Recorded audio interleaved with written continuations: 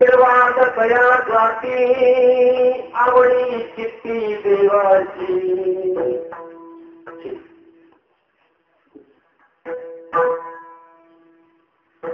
आशीर्वाद कया जाती आवडी चित्ती देवाची कल्याण ती यतो क्षेम वाढो प्रेम आगळे भक्तिभाग्य गाठी धरण भक्तिभाग्य गाठी धरण त्याग मोल जीवाची कल्याण ती यतो क्षेम वाढो प्रेम आगळे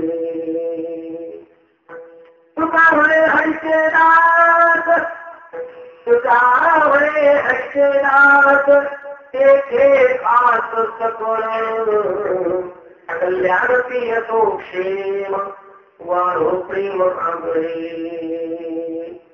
यंत प्रविश्य मवादिमां प्रसुप्तां संजीवयस्य किल शक्तिधरस्वधर्म अन्यौष्टहस्तचरण श्रवणत्वगादिन् प्राणो भगवते पुरुषाय तुभ्यं पाण्डुरङ्गामोदते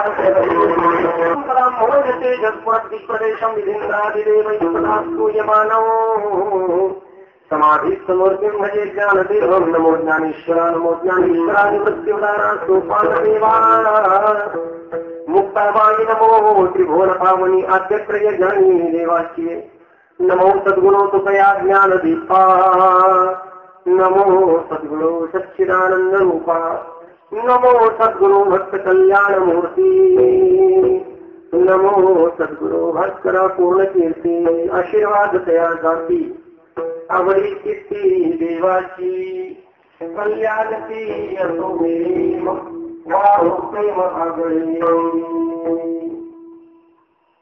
मुक्त कैवल्य देवांची भगवान श्री चारोपाय जगद्गुरु श्री संत तुकोबार आदि करून सर्व संतांच्या चरणी साष्टांग नमन करून ग्रामदेवतेला वंदन करून मायबाप श्रोत्यांना अभिवादन करून सेवेला सुरुवात करतो. या कीर्तन निरूपणासाठी जगद्गुरु श्री संत तुकोबारांचा अभंग आपल्या पुढे गायला.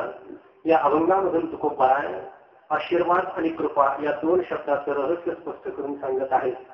आशीर्वाद काय असतात, कृपा काय असते.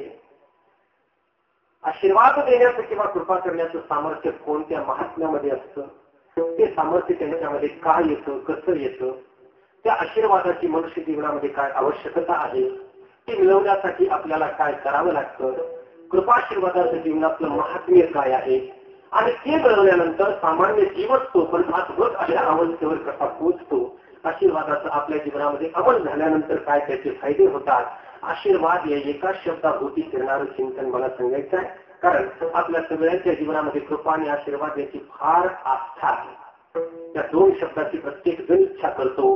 मृत्यू लोकातला कोणत्याही अवस्थेवरचा जीव गरीब असो, श्रीमंत असो, सामान्य असो, विशेष असो, कुणी असो, कृपा आणि आशीर्वाद याची त्याला गरजच आहे आणि याचा बाजार जगात सगळीकडे मोठ्या जोमानं चालू आहे. कृपा आणि आशीर्वाद विकणाऱ्यांची कमतरता नाही आणि खोटा आशीर्वाद आणि कृपा भरपूर मूल्यवान अशी मूल्य घेणाऱ्यांची कमतरता नाही. पण या बाजारामध्ये कृपा आणि आशीर्वाद मिळवताना आपली फसवणूक होऊ नये यासाठी या दोन शब्दाचं अगदी संतोषस्त शास्त्रशुद्ध जे संतांना मान्य आहे ते चिंतन आपल्या पुढे मांडू आणि कृपा आशीर्वादाचं सगळं प्रकरण आपल्या लक्षात येईल असा प्रयत्न करू. आपल्याकडे प्रतिवर्षाप्रमाणे अत्यंत उत्साहात कार्यक्रम चालू आहे. यावर्षी पाऊस अगोदरच पडून गेला, त्यामुळे पावसाचं सावड काही नाही. चांगलं वातावरण आहे, प्रसन्न आहे. आपल्याकडे चेहरे सुद्धा यावर्षी जास्तच प्रसन्न दिसत आहे. विशेषतः आळंदीकर मंडळी असले की आम्हाला उत्साह संचरतो. यावर्षी सर्व गुरुबंधू तर आहेतच, माझे पाठबंधू वर्गबंधू सुद्धा आहे. समोर बसलेली मंडळी सोबत शिकत असतानाचे हो गायक वादक करतात आणि त्यांच्या विशेष म्हणजे आमच्या आळंदीकर तर त्या परफेक्ट त्याच्यात वाद नाही, परंतु त्यांच्या कलेला योग्य न्याय देणारे हे महात्मे करत असलेले अगदी संत जुळून आले. आता राहिलो मी तर दरवर्षी आलोच होतो म्हणून माझ्याबद्दल आपल्याला माहित नसण्याचं काही कारण नाही. गेल्या वर्षी जरा मी जास्तच डबल डोसचं कीर्तन केलं. ट्रिपल डोस, डबल डोस सुद्धा हो आणि आवश्यकता त्याचीच आहे. कीर्तन कशासाठी आहे पहा, आपलं पारमार्थिक अज्ञान दूर करण्यासाठी कीर्तन आहे. ते दूर करणारे आम्ही नाही.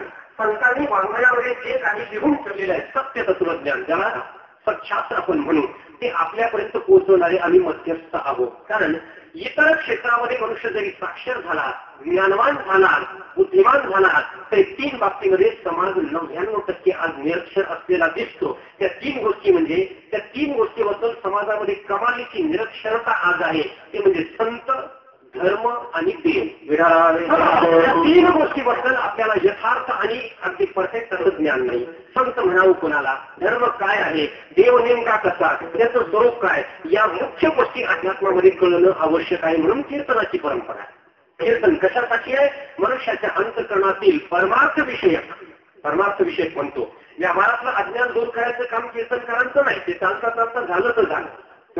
परमार्थ विषयक जे काही अज्ञान आहे ते दूर करायला इतर व्यासपीठ नाही. व्यवहारातली अज्ञान शिक्षणानं दूर होऊ शकतील, व्यवहारातली लोक आपल्याला शिकवतील, समाजात काम करताना लोक आपल्याला त्याबद्दल ज्ञान देतील, पण परमार्थाचं ज्ञान देणं फक्त संतांनाच जमतं. त्यांनी ग्रंथामध्ये ते ज्ञान लिहून ठेवलेलं आहे. आजही ते ग्रंथ आपल्याला उपलब्ध आहेत. पण प्रत्येकाला त्या ग्रंथाचं अवशीलन करणं, परिशीलन करणं, अभ्यास करणं आणि त्यातून अर्थ काढून आपलं अज्ञान दूर करणं शक्य नाही. म्हणून त्याच संतांनी त्यांच्या कृपेनं अनुसरून आम्हासारख्यांची नियुक्ती यासाठी केलेली आहे. कीर्तनकार कोण आहे?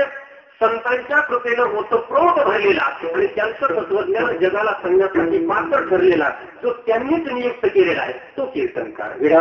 मार्गाबद्दलची कळकळ जी संतांना होती ती सामान्य दुःखाबद्दल नव्हती.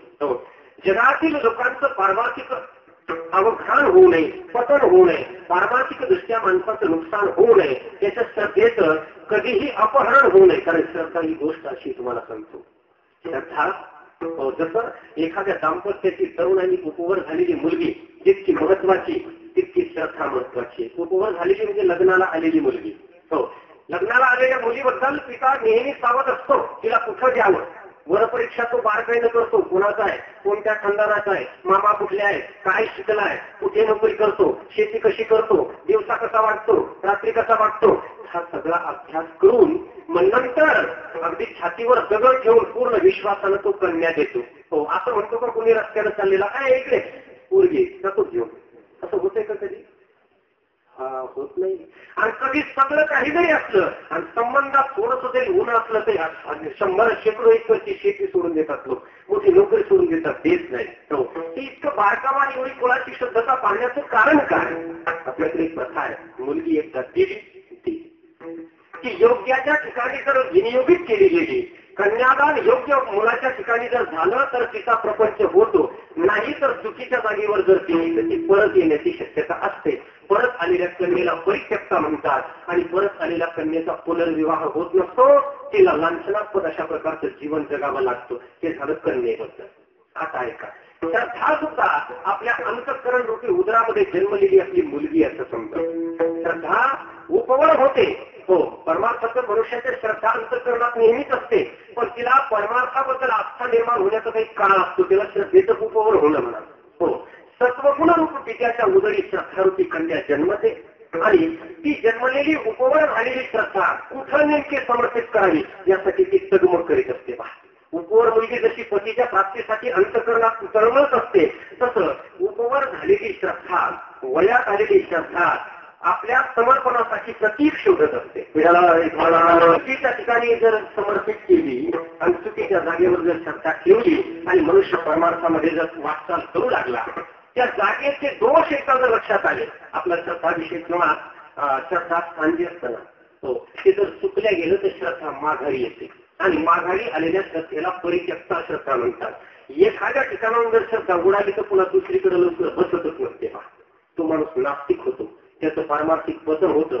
पहिला तरी बरा असतो, पण श्रद्धेतून माघारी आल्यानंतर जास्तच वाईट होत होतो. काय खरं? इतके वर्ष आम्ही विश्वास ठेवतो, अशी निघाले, अशी भाषा ऐकू येते. श्रद्धास्थान चुकू नये, त्याच्यामध्ये नुकसान त्यांचं होत नाही, कारण त्यांचं कसं असतं, एक जणाचा हा तयार होत असतात. जगाच्या श्रद्धेला अपहरण करणाऱ्या रावणांची संख्या काही आजही कमी नाही. म्हणून मी म्हटलं हा बाजार भरलेला आहे. मनुष्यांची श्रद्धा अपहरण करायची, जसं सीतेचं अपहरण रावणाने केलं ते एकदाच घडलं, पण आज श्रद्धारूपी सीतेचं अपहरण करणाऱ्या रावणांचा बुजबुजा सगळीकडे झालेला आहे निश्चितपणे. म्हणून या रावणाच्या हाती आपली श्रद्धा जाऊ नये, त्यांना ती कळवळ होती, म्हणून त्यांनी परमार्थाच्या बाबतीत जगाला शहाणं करायचा प्रयत्न केला. येतो हिताचा कळवळा येतो, कारण जीव अज्ञानी असेल आणि तो जर परमार्थाकडे वाटचाल करू लागला तर त्याचं नुकसान होतं. हो, आपल्याला देवाची गरज आहे, आपल्याला संतांची आवश्यकता आहे, पण आवश्यकता असूनही परिचय झाला नाही, ओळखी झाली नाही. ओळखीला हरी धन्य तो संसारी, देवाचं स्वरूप ज्ञानाबद्दल लागतं तसं संतांची देखील ओळख व्हावी लागत असते. तेव्हा आपली श्रद्धा ठेवता येते. आपल्याला गरज कशाची आहे? सरळ चिंतन करा. हो, की देव आणि संत किंवा कुठलंही देवस्थान जेव्हा आपण आपल्या जीवनात अंगीकारतो, कष्ट सोसून तिथे जातो, नाही का, व्रत तप उपासना दान सगळं काही करतो, याच्यामध्ये हेतू काय आहे? कृपा किंवा आशीर्वाद आहे. बरोबर आहे. या दोन गोष्टी कोणाला नको आहे? कोण आहे असा की ज्याला याची आवश्यकता नाही? प्रत्येकाला गरज आहे आणि याच्या प्राप्तीसाठी माणसं धडपडत असतात. कुणी ना कोणी कोणत्या ना कोणत्या कृपेसाठी तळमळतो, आशीर्वादासाठी तळमळतो. मग हे आशीर्वाद जीवनामध्ये आवश्यक का आहे? तत्पूर्वी अजून बऱ्याच काही गोष्टी मनुष्य जीवनात आवश्यक आहेत. आध्यात्मिक दृष्ट्या त्याचं महत्व आपल्याला माहित नाही. हा मनुष्य आपल्या प्रत्येक कर्मामध्ये यशाची इच्छा करतो का? आधीच बोललो, कीर्तन पारमार्थिक अज्ञान दूर करण्याचं साधन आहे, मनोरंजनाचं नाही, टाइमपासचं नाही, घरी करमत नाही म्हणून जाऊन बसा असंही नाही, आमचं पोट भरण्याचं तर अजिबात साधन नाही, हे लक्षात ठेव. हो, असं कधी समजू नये. वारकरी संप्रदाय इतका उज्ज्वल आणि उत्तुंग आहे की केवळ संतांचं नाव जरी घेतलं तरी मनुष्य जगामध्ये मोठा होतो. त्यांनी हाती धरलं की फार काही करावं लागत नाही. केवळ त्यांचा आदेश आहे, जेवढं त्यांनी जीवनाचं धन आपलं जमवून ठेवलं ते देण्याचा हा प्रयत्न असतो. म्हणून तुम्हाला नवल सांगू का? देवस्थान कोणतंही असू द्या, आम्ही पाहतोय सर्वत्र. हो, ठीक आहे. देवस्थान कोणतंही असू द्या, मंदिर कोणतंही असू द्या, गादी कोणतीही असू द्या, ज्याला समाजात मोठं व्हायचं त्याला सत्ता करावाच लागतो. मनापुढे असे पण सत्ता करू लागले, मार्ग भिन्न भिन्न असतात, सत्ता करावाच लागतो. ज्यांना आतापर्यंत अशा गाद्या माझ्या पाहण्यात आहेत की त्यांना धडधमोही येत नाही, ते फक्त तुकामध्ये आता उरलो आशीर्वादापुरता अशी गोष्ट आहे, ते इतकं करू शकतात. काही येत नाही तर अभ्यास. हो, म्हणतात तर ते आंधळ्याच्या हातात कावळा सापडल्यासारखं मिळालेलं असते. असे काय होतं सांगता येत नाही. मग अशा वेळी अडचण अशी होते, येत काही नाही. आणि माझा अनुभव आहे, ज्याला काही येत नाही ना असा माणूस मौन धरतो पहा. कारण मौन ही गोष्टच अशी आहे, मौन धरलं की त्याला काय येतं काय नाही कळायचं कामच राहत नाही. बाबांचं मौन आहे, राग येऊ द्यायचा नाही, तुकोबायांचे शब्द आहेत. हो, अडचणीचे दार बाहेर माझी पैस फार, काय करावे ते मौन, काही दिशा हिंदे मन. ते म्हटले मौन काय कामाचं आहे? तोंड बंद केलं पण मन तर काही दिशा हिंडतंय. आणि तुम्हाला सांगू, आपण मौन धरून पहा, परापश्यंती मध्यमा वैखरी 4 वाणी आहेत. मौन धरणं म्हणजे वैखरी बंद करणं, पण परापश्यंती मध्यमेपर्यंत शिव्या येतात, फक्त मौन असते. ते आपल्याला कळतात, भाषा चालू असते. या सर्व अवलंबनामध्ये जगाच्या श्रद्धेची अवहेलना होणे यासाठी संतांनी वाङ्मय दिलंय आणि ते आपण आत्मसात करणं आवश्यक आहे. कृपेची आणि आशीर्वादाची आपल्या जीवनात आवश्यकता आहे. तत्पूर्वी यशाची इच्छा करणाऱ्या पुरुषांना, यशाची कोणी इच्छा करतो त्याला वाटतं माझं जीवन यशस्वी व्हावं, आनंददायी व्हावं, जीवनाबद्दल मला समाधान वाटावं, माझी आत्मविश्वासाची शक्ती वाढावी, प्रत्येक कर्म मला अनुकूल व्हावं, ही इच्छा करणाऱ्या माणसानं आध्यात्मिक दृष्ट्या 7 गोष्टी अनुकूल ठेवणं आवश्यक आहे. 7 गीतेच्या तत्वज्ञानानुसार 7 गोष्टी अनुकूल ठेवायच्या. नेहमी या 7 गोष्टींची बारकाईनं काळजी घ्यायची. मी आपल्याला सगळं सांगेन. 7 कोणत्या? श्लोक आहे का? अधिष्ठानं तथा करता करणं निर्धास्य प्रगत्येष्टा दैवंते वास्तवंतिमं शरीर म्हणून धैर्य कर्म प्रारभते न न्यायम वा विपरीतम वा पंचेभे तस्य येतवा. हो, गीतेचे दोष तुम्हाला सांगितले का? कारण अनिष्ट मिश्र मिश्रांचे तीर्थक कर्णाम फलम अवश्य त्यागिनाम प्रत्येक संन्यासी क्वचित असे श्लोक आहे. आता ही बरोबर संस्कृती थांबवतो. 7 गोष्टीची काळजी घ्यायला शिकावं त्याला म्हणतात धार्मिक माणूस. जो 7 गोष्टीबद्दल सावध आहे तोच खरा धार्मिक आहे. कोणत्या 7? हो, पहिलं म्हणजे अधिष्ठान देह, दुसरं या देहामध्ये असलेला जीव जो भगवत स्वरूप आहे, तिसरं या देहावर असलेली 10 इंद्रिये, चौथं या देहामध्ये असलेले 5 प्राण, 5वं या देहावर क्रिया करणारं प्रारब्ध, 6वं पितरांची कृपा आणि आशीर्वाद आणि 7वं संत महात्म्याचे किंवा गुरुची कृपा आणि आशीर्वाद. देहाचं महत्व समजून जाणावं. देहाचं महत्व अनेक वेळा ऐकलं असेल, मला सगळं सांगायचं नाही. देहाचं महत्व किती आहे? केवळ साधन आहे आपलं होण्यास. या देहाबद्दल त्यांच्या जीवनामध्ये देहाची योग्य अनुकूलता सांभाळली गेली. त्यांनी या देहाला इतकं पवित्र केलं की हा देह ब्रह्मरूप झाला. ब्रह्मरूप काय शरीर तेच आहे, ते तुम्हाला मिळालं तेच महात्म्यानं तेच संतांना. पण ते महाभूताचं शरीर सगळ्यांचं आहे, पण काही शरीर पवित्र तर काही शरीर अपवित्र. हो, मी आपल्याला उदाहरणार्थ सांगेल. बीड जिल्ह्यामध्ये आपण कदाचित नाव ऐकून असाल, भगवान गणाचे महंत होते प्रातस्मरणीय वैकुंठवासी भंगेसिंग बाबा. मी लहानपणी बघितलं की त्यांची भक्तमंडळी त्यांना गावात आणायची. ते असे नुसते नामधारी महंत नव्हते. मग आता वाजवायचे की त्यांच्यासारखं वाजवणारा जर व्हायचा. गायन असं काय त्यांना अभ्यास म्हणाल तर डोंगरा एवढे ग्रंथाचा त्यांनी अभ्यास केला असेल. ते काही केवळ नामधारी पडे राहू असं नव्हते. ते खाऊ पिऊ पडे राहू असं काम नव्हतं त्यांचं. संपूर्ण अभ्यास करून वैराग्यवान जीवन जगून त्यांनी ती लागली चालवली. त्यांना भक्तमंडळी जेव्हा गावात यायची तेव्हा सामूहिक अभिषेक घालायचे स्नान मी पाहिलेलं आहे लहानपणी. आणि अभिषेक घातल्यानंतर त्यांना आंघोळ घालायचे, मोठ्या वाड्यामध्ये एखाद्या बोलवायचे, सर्व भक्तमंडळी एकत्र व्हायचे, त्यांना अभिषेक घालायचे आणि त्यांच्या अंगाचं स्नानाचं ते जल तीर्थ म्हणून लोक घ्यायचे. नुसतं होते असं नाही, तर त्यांच्या देहाच्या पावित्र्याचा परिणाम लोकांच्या आकांक्षा त्या तीर्थांना पूर्ण व्हायच्या. देह त्यांचाही आहे, त्यांनाही मूत्र पुरुषांनी होत होतं, मलमूत्र विसर्जन त्यांनाही करावं लागत होतं, घाम त्यांनाही येत होता, शरीर त्यांचंही होतं. हो, त्यांच्या आंघोळीचं पाणी लोक तीर्थ म्हणून पितात, आपल्या आंघोळीचं पाणी कोणाच्या अंगावर उडवलेले लोक हे करतात. पाहिजे होतं दिसत नाही का? काय फरक आहे?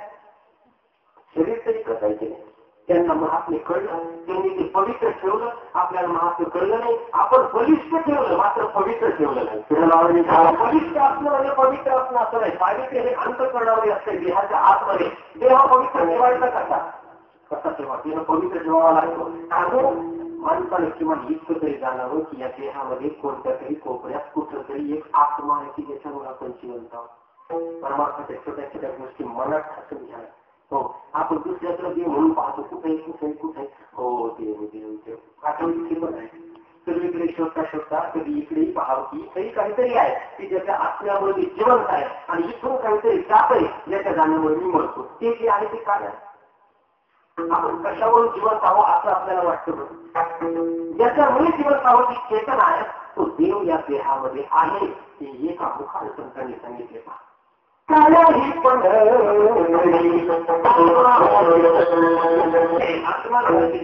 देवाचं स्वरूप आहे. इतकं जरी जागृत झालं तरी माणूस धार्मिक होतो. किंवा भान एवढं ठेवावं की या देहात देव आहे, इतकं भान ठेवावं, याचं भान असावं. एवढं भान असलं तरी माणूस खाताना या देहामध्ये भरताना विचार करी मला याला पवित्र ठेवायला पाहिजे. आतमध्ये देव आहे, हो त्याचं रक्षण पाहत होईल की जर भावना बसला हो तर आपण तिथं काही घाण दिसू देत नाही. गोड्याला झाकून ठेवा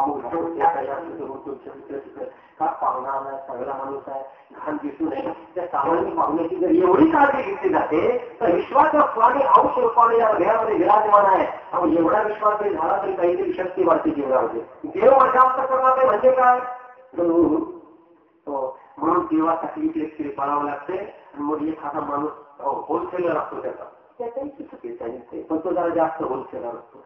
मग तो पाहतो की त्याच्यासाठी कलमात आहे. हा तो माझा मुद्दा काय आहे की देहाला पवित्र ठेवावं. दोन गोष्टी जवळ असत आहे. सात्विक आहाराधिकानं अन्नमय कोण पवित्र ठेवणं आणि नामचिंतनाच्या कार्याला अंत करणारा पवित्र ठेवणं. पवित्र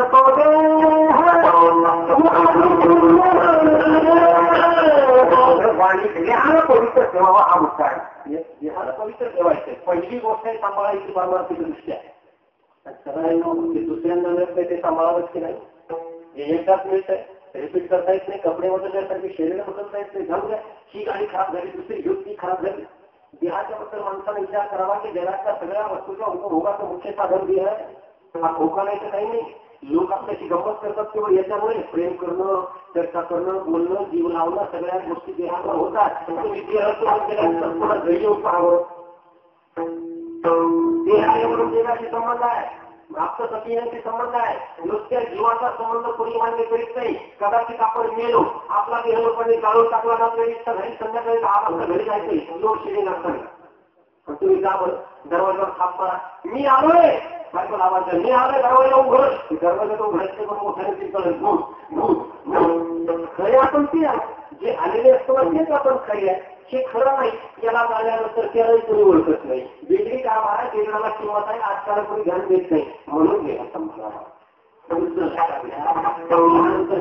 सांगितला एक भान ठेवावं जीवनामध्ये. कोणतं भान सांगू? याच्यामध्ये कुठेतरी देव आहे एवढं जरी भान ठेवलं तर फार झालं. आणि घरामध्ये साप शिरला, इतकं जरी तुम्ही सांगितलं की तुमच्या घरात चुकाने नाग शिरला, पाहिलेला नसतो प्रत्येक माणसं तिथं बोलून असतात कुठे कुठे. आता तो का थांबला तर गेला. प्रत्येक मनुष्य घरात नाग आहे. अरे नुसतं त्यानं कशावरून खरं सांगितलं असेल बस. जरी त्यानं खरं सांगितलं असलं तर नाग राहिलाच असेल हे कशावरून बस. संशय घराकडे बघायचं पण नसला जरी राहिला तरी असला जरी तो बिनविषारी असेल विषारीच असेल हे कशावरून अनेक संशय. पण या अंगेत आपण पडत नाही. नाक हात शिरला पण झोपत नाही. पद्मकाली राहतात. या सामान्य वाक्यावर जर इतका विश्वास बसत असेल तर संत सांगून सांगून विकून त्याला निघून गेले की इथे देवाय हो त्याची किंमत आणि पूज राखा, त्याचा मान राखा. तो इथे बसलेला आहे त्याची हेळसांड करू नका, त्याचं अवमान करू नका, त्याचं अवमूल्यन करू नका. अवमूल्यन करणार सकाळी काहीतरी घरामध्ये दुपारी काहीतरी माणसाचं खाणून जे तिकडे उकळणं याच्यात काय बदल आहे मला सांगा. जे तिथे कुठे उकळतंय, मोरमात उकळतंय, पाण्यामध्ये उकळतंय, येण्या भावडीत उकळतंय नाही का. अजून गावाच्या बाहेरच्या गावात पण उकळतंय. त्याला काय तिथं म्हणून ज्याला अन्न त्या देहामध्ये भगवंत आहे तो काढण्याचा प्रसाद दुपारी खैरण संध्याकाळी धाग्यावर जाऊन बसतो. एकाच तोंडाने खातो तरी काय काय मागूतही पितो विषयी पितो. तो काय का सुलक्षण करण्याचं भांड आहे. वस्तूच्या मुखामध्ये आहे आणि त्या वाणीच्या टोकावर सरस्वतीचं अधिष्ठान आहे याचा अपमान. मग टिकेल काय सरस्वती कपाळाला घेऊन मग तिथं सामर्थ्य वाढेल कशावरून, मग ती वाणी पवित्र होईल कशावर. देह पवित्र ठेवावा, इथे कुठेतरी जीव आहे याचं भान ठेवावं. किंवा सर्वक्षेत्राने होईना या देहात कुठेतरी आहे ज्याचं मला जाणीव नाही पण आहे नक्की. घरात काम नाही पाहायला नाही पण आहे तर त्या देहात कुठेतरी जीव आहे पाहायला नाही नक्की. तिसरं इंद्रिय सगळ्यात महत्वाची वस्तू भगवंताला सुखावंत होऊन आपल्याला दिलेली आहे. दुसऱ्या दुसरी मिळत नाही. तुझी आहे का इंद्रियाचा कोणत्याला कुणी आहे का? इंद्रिय कोणती? 5 ज्ञानाची 5 कर्माची आपल्या गमतीच्या या जागा आहे. याच्यामुळे आयुष करतोय जगतोय. डोळे नाक कान जीभ त्वचा ही 5 इंद्रिय हो. दुसरे 8 5 उपकेंद्रिय वाचा आणि पारिद्वार हे 10 नसते तर माणसाने पटापट आत्महत्या केली असते. इंद्रियांचा काय उपाय सांगू? जगातले सुख आपल्यापर्यंत पोहोचवण्याचं माध्यम इंद्रिय. चांगलं दृश्य डोळ्याच्या द्वारा आपल्याला अनुभवता येतं. चांगले पकवान जिभेच्या द्वारा अनुभवता येतात. म्हणजे जगातल्या वस्तूचं सुख मिळवून देणारे कोण आहे? इंद्रिय. किती मोठा उपकार त्याचा. पण सामान्य आपण बोललेला आहे पहा, ज्या इंद्रियाचा जो विषय आहे जो सब्जेक्ट आहे ती वस्तू पाहिली की ते इंद्रिय जाग होत आहे आणि लगेच क्रियाशील होत आहे. किती मोठं आश्चर्य. जर झालंच नसतं तर काय करणार आहे झालंच नसतं तर हो काही करू शकत नाही आपण. विषयाची उपलब्धी किंवा वस्तूची उपलब्धी आपल्या स्वाधीन आहे. पण उपलब्ध विषयाचा उपभोग घेण्यासाठी ते इंद्रिय चार्ज होणं गरजेचं आहे. आणि ही चार्जिंग आपल्या स्वाधीन नाही कोणीतरी करत आहे. चिंत समोर की जिभेला पाणी येतं डोळ्याला नाही. जिभेला येतं तुम्ही कार्यक्रम चिंतेला पाण्याबरोबर जिभेला पाणी गेलं तो विषय पुढे आला की तेथे इंद्रिय तयारच असतं जीवाला सुख देण्यासाठी. त्या विषयाला उपभोगून ते सुख जीवापर्यंत पोहोचवून जीवाला थोडा काळचा होईना सुख देण्यासाठी इंद्रिय उपकार करत आहेत. हा उपकार देवाचा. इंद्रिय अनुकूल ठेवायची कशी सांगू? त्याच्यात विवेक आहे. ते रहस्य आहे. देवाला इंद्रिय दिली आणि त्याच्यासोबत त्या इंद्रियाच्या ठिकाणी एक शक्ती दिली. विषयाला उपभोगण्याची शक्ती त्याला पाठवणे म्हणतात. इंद्रिय आणि शक्ती हे दोन्ही एकच आहे. आता ती शक्ती त्या इंद्रियाला आयुष्यभर पुरू शकते सांभाळून वापरली तर. कारण मर्यादित आहे. प्रत्येक इंद्रिया बारकाईला जाणार तुमच्या सुरुवातचा प्रपंचासाठी सुद्धा उपयुक्त विषय आहे. प्रत्येक इंद्रियामध्ये तो विषय भोगण्याची एक मर्यादित शक्ती देवाला दिलेली आहे. ती सांभाळून वापरली संयमानं तर आयुष्यभर पुरते आणि स्वयंकडे वापरली तर संपूर्ण जाते. इंद्रिय शिल्लक राहतात पाठवले राहत नाही. हे आपण समजून घ्या. प्रिपेड मोबाईलचं उदाहरण या संदर्भात मी सांगत असतो. प्रिपेड मोबाईल आपण काय करतो त्याला चार्ज करतो. चार्जिंग केलं की आता हिशोब कसा लोकांना असं मानून घ्या 200 रुपयाचा टाइम 1 महिना घरी घेते बरोबर. हे शब्द तर सगळ्यांच्याच पडले हो. त्याचा अर्थ काय? ते 200 रुपये तुम्ही सांभाळून वापरले तर तुम्हाला 1 महिना वापरता येतील. नवीन 1 महिन्यानंतरही शिल्लक असतील सांभाळून वापरले तर हो. तो फोन तुमच्या काही 1 वर्ष 1 महिना पडेल ते 200 रुपये सांभाळून वापरले तर पण एक काळा उठीतच काव काय चाललं, जेवण झालं का, आता झोपला का, थोडी कुठे गेली, मोठी मंडळी कुठे, पहिलं मागेल का, काय भेटलेच नाही, काय मजा आली, विनाकारण तो फोन वापरतो अनावश्यक. त्याचं काय होतं पहा, टॉक टाइम संपून जातो, व्हॅलिडिटी शिल्लक राहते. आता टॉक टाइम संपलेला फोन खिशात ठेवून काय उपयोग आहे, आपण अडचण नसून खोलता त्याच्यामुळे चालू करता येतो का, येतो का, नाही करतायत. काही काही पाहतं काय करतात, त्याच्यामध्ये आठाने ठेवतात मिस कॉल देण्यापूर्वी. एक लाजीरवाणी दुर्बल गोष्ट जगात दुसरी पडते. मिस कॉल देणारे इतका पाटकर म्हणून त्यांना दुसरा फोन करते, रुपये पण नाही बसता कॉल करायचा होता का, किंमत घालून घ्यावी माणसं नाही. आयुष्यामध्ये ते कधी काम करून घ्यावा, समजून घ्या, त्याला काही गरज जाते कधी देऊ नये. होता काय की तो डॉक्टर संपला आणि व्हॅलिडिटी शिल्लक आहे, तो फोन आजून काही कामाचा विषय घालून राहिला. हो, ते मला फोनमध्ये सोडे आणि फोनमध्ये पुन्हा दुसऱ्या हॉटेलला त्याला रिचार्ज करून पैसे भरून ते मोबाईलच्या बाबतीत शक्य आहे. मला जे सांगायचं ते वेगळं आहे. इंद्रिय म्हणजे मोबाईल, त्याच्यामध्ये देवाला दिलेली शक्ती म्हणजे टॉक टाइम आणि आयुष्य म्हणजे व्हॅलिडिटी आहे. हो, म्हणजे इंद्रियाच्या ठिकाणी दिलेली शक्ती आयुष्यभर तुम्हाला वापरायची. ती जर अगोदर संपवली तर त्याला पुन्हा रिचार्ज करता येत नाही. इंद्रियाला रिचार्ज करायची सोय या जगामध्ये कुठंच नाही. त्यामुळे सांभाळून वापरणं, संयमानं करणं हा वारकरी संप्रदायाच्या उपदेशाचा मुख्य हेतू आहे. संयम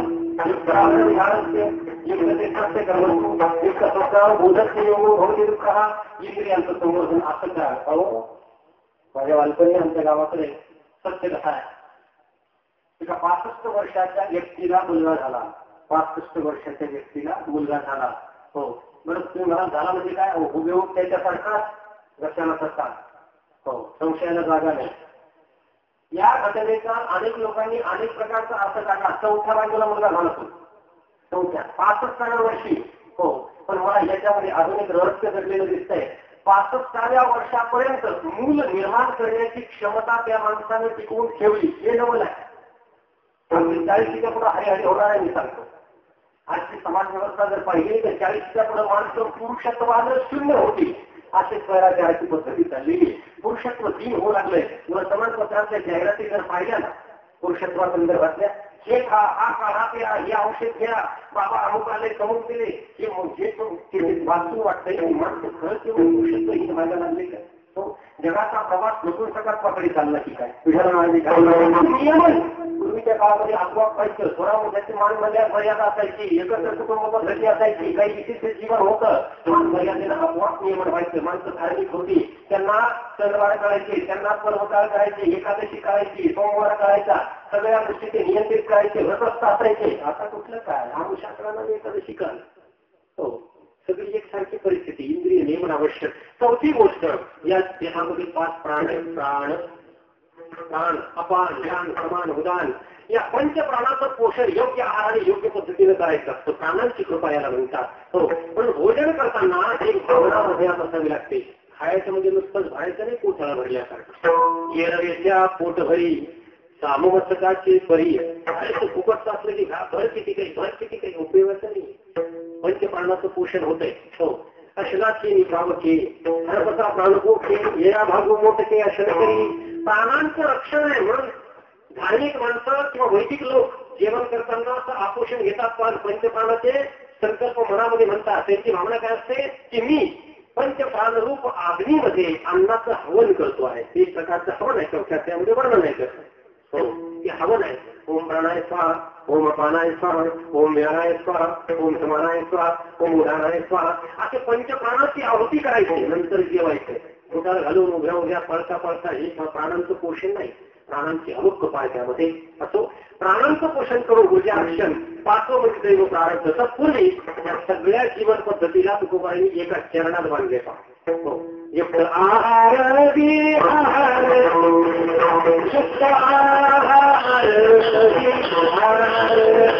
खावं, प्राणांची कृपा हाते सतेज राहतात प्राण, त्यांच्यात ऊर्जा असते प्राणामध्ये, लक्षात ठेवा.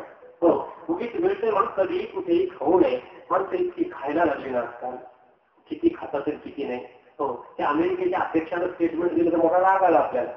त्यानं सांगितलं अन्नाची टंचाई जगात फक्त भारतीय लोकांच्या खाण्यामुळे झालेली. हो, इतकं खातो आपण. खरंच तुम्ही विचार करा, पोट म्हणजे आवश्यकतेपेक्षा 4 पट आपण खातो. एक सर्वे झाला मागे, मी पेपरमध्ये वाचलं. हो, मी पण इथलाच आहे. त्यांनी काय केलं, भारतीय शहरामधील ड्रेनेज लाईनच्या व्यासाचा सर्वे केला. व्यास ड्रेनेज लाईन होते ना, हो, आपला मैला वाहून येणारी पाईपलाईन, हो, आणि त्या व्यासाचा सगळ्या बऱ्याचशा शहरांच्या व्यासाचा सर्वे केला आणि त्या पाईपलाईन ज्या शहरातल्या आहेत तिथल्या लोकसंख्येच्या गुणोत्तरामध्ये त्याचं कॅल्क्युलेशन केलं. 1,00,000 लोकसंख्येचं शहर आहे, आज त्याच्या ड्रेनेज लाईनचा व्यासाचा सर्वे केला आणि ते गणित त्यांना भारतात असं मिळालं की जगातल्या कोणत्याही देशामध्ये इतक्या मोठ्या व्यासाच्या ड्रेनेज लाईन नाही. त्यावर त्यांनी अनुमान केलं की भारतीय खातात त्याच्यापैकी जेवढं खातात त्यातलं 20% त्यांच्या उपयोगाचं, 80% ते प्रवास करतात. कशासाठी खाय मला समजत नाही. आपल्या खाण्याची गंमत आहे, भूक नसली तरी काही गोष्टी आपल्याला खायला मजबूर करतात. भूक नसताना किती गोष्टी खातो आपण. खरं तर भुकेसाठी खावं, भुकेपेक्षा कमी खावं आणि मग हॉटेल चाललंय ना, माणसं जिभेचे लाल, जिभेचे गुलाम झालेली माणसं खात राहतात. हो, शहरातले हॉटेलवाले फार हुशार, ते काय करतात माहित आहे, सकाळी सकाळी ते जिलबी भुजे तळायला असं बाहेर बसवतात. ते तळणार त्यांच्याकडे किचन असतं, तर त्यांना माहिती आहे किचन मध्ये तळले की दिसायचं नाही लोकांना. रस्त्याला फिरणारे रचना लोक पण ते तळताना पाहिलं की आतमध्ये येतात. पाहून पाहिलं की त्याला वाटतं पहिली एक टक्कर आणतो, तुमच्याकडे असतं की नाही टक्कर जिलबी म्हणजे दोन्ही एकत्र करून टक्कर. भूक नसली तरी विनाकारण अनावश्यक काही कारण नसताना पाहिलं की पाय ओढतातच तिकडे. मग खिशाचा सल्ला असतो किंवा नसतो, आवश्यकता नाही, गरज नाही, खाणं उकळताना खळखळ दिसत आहे. मी म्हणतो त्या उकळत्या भज्याकडे पाहून जर खायची इच्छा होते तर थोडं ती भजी काढणार त्याच्याकडे डोळे भरून पाहावं. आयुष्यात कधी इच्छा व्हायची नाही तर पाहावं त्याला, त्याचा तो अवतार पाहावा, तो काळा कधी देह पाहावा, त्याच्या डोळ्याला आलेले चिकडे पाहावे. सकाळी सकाळी उठलेलं रात्री उतर गेली तार उठलेले डोळे. तो आता दिसतो जणू स्पॉट नाला आहे, फोटो गाडी तो बसलेला. त्याला काय, त्याचा कोण मालक आहे, ते पत्रा लावलेला, त्याच्यावर कडे ठेवलेली, चालू आहे त्याचं काम काढायचं. हो, गरमीने घाम येतोय, काम हातावाट पिठात उतरतोय, चाललं हो. मार काय लक्ष देऊन एका हातात पिढी मध्ये झटकतोय. अंगात कलेज आहे पण प्लास्टिकच्या कपड्यात ते कळत नाही, इतकं तेलकट. हो, आणि पुन्हा त्याच्यावर कोणतं आंबोल चालत नाही, त्याला कोणती आचारसंहिता नाही. तेवढ्या जागेचा सम्राट असतो पाहतो, त्याला कोणी काही सांगू शकत नाही, त्याला रस्ता करतात. म्हणजे काढता करतात आंघोळ कधी घेत नसते, कधी कधी कोण काम घेईल त्याला मध्ये खाजू येते कुठेही, तो खाजतो, त्याला कोणी काही भरू शकत नाही. आणि मग मोठ्या प्रेमानं त्याच्या अंगाचा मोल तो आपल्याला खाऊ घालतो. प्रत्येक इंद्रियामध्ये सामर्थ्य उत्पन्न होतं. लक्षात ठेवा, तुम्ही जे जे संयम कराल त्याच्या संयमाने शक्ती वाढत असते. तितकं पाहू द्या काय माहिती धरण आपल्यासोबत. मनुष्यानं संयम करावा कधी, धरणाच्या उदाहरणानं कळेल तुम्हाला. हो, धरणाचे दरवाजे कधी बंद करावे, पाणी साठा व्हावा म्हणून पावसाळ्याच्या संपता म्हणजे पावसाळा आहे तोपर्यंत जोवर वरून पाणी येतंय तोवरच दरवाजे बंद करून साठा होत असतो. पावसाळा संपूर्ण गेला, सारं पाणी वाहून गेलं ना, आता म्हणतो हे खाली दरवाजे, त्याला काही असेल का? तसं मनुष्य जीवन हे तरी धरण करीत ठरलं आणि यामध्ये जीवन ऊर्जा जी आहे ती ऊर्जा संग्रहित कधी होऊ शकते, तारुण्यरूपी पावसाळ्यामध्ये इंद्रियांवर दरवाजे टाकले तर ते धरण आहे. याला 6 इंद्रिय हे दरवाजे आहेत. तारुण्यामध्ये भक्त पाणी वाहून जातंय, दरवाजे वर चाललंय, कसं करायचं तसं, जसं खायचं तसं, आणि सगळं वाहून गेल्यावर मग म्हातारपणात घडतो पाळ घालतो, त्यामध्ये खाली घ्या आता का सगळं खर्च सांभाळतो. वाहिलं सगळं जीवन. म्हणून परमार्थ आणि नियमन मनुष्याला तारुण्यात कळावं. तारुण्यात कळलेला परमार्थ आता टवटवीत दिसतो पहा, स्पष्टपणे कळतो.